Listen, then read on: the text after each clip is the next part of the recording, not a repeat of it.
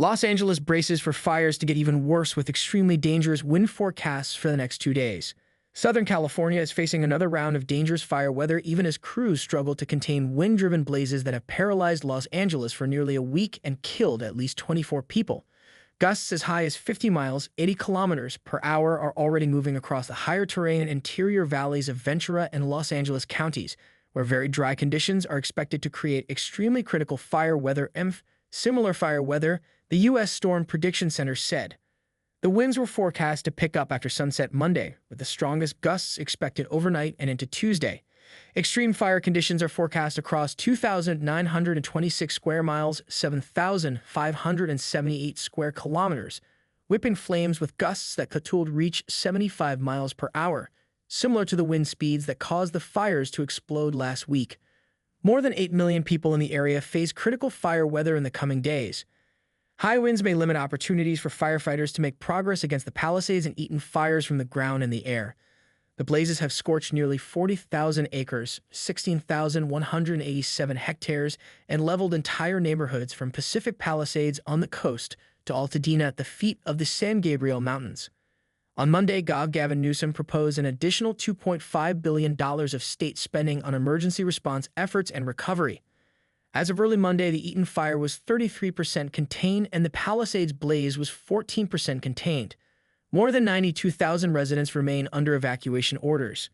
We are not in the clear as of yet, and we must not let our guard down, Los Angeles Fire Chief Kristen Crowley said Monday at a press conference. Even as the region prepared for the next wave of winds, officials continued hunting for the causes of the fires. Los Angeles County Sheriff Robert Luna said investigators are looking at whether power lines owned by Edison International's Southern California Edison utility sparked the Eaton fire, although they are also examining other potential causes.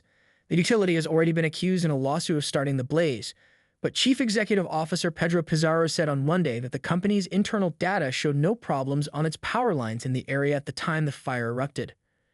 "We have not seen any of the signatures that we typically see when a line causes a fire," he said. Meanwhile, news reports over the weekend raised the possibility that the Palisades fire could have been caused by smoldering embers from a smaller blaze that began on the same hillside on New Year's Day. Edison is prepared to shut off electricity if needed to prevent more fires from erupting during the next bout of heavy winds. Almost 480,000 homes and businesses are at risk of outages, in addition to the 57,700 already without power, according to the company's website. The Palisades and Eaton fires, which began on January 7, are among California's most destructive blazes on record and the worst natural disaster to hit Los Angeles since the 1994 Northridge earthquake, which killed 57 people.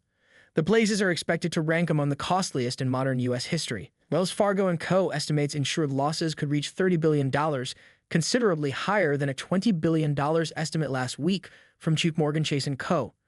The debris and scarred landscape also set the stage for a future disaster, since any rain that falls in the area threatens to trigger dangerous mudslides.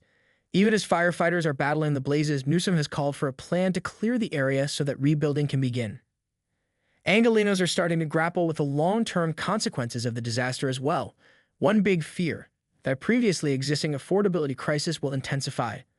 The effects will vary across communities. The Pacific Palisades, where many homes have been passed down through generations, the median sale price reached $3.8 million in the third quarter.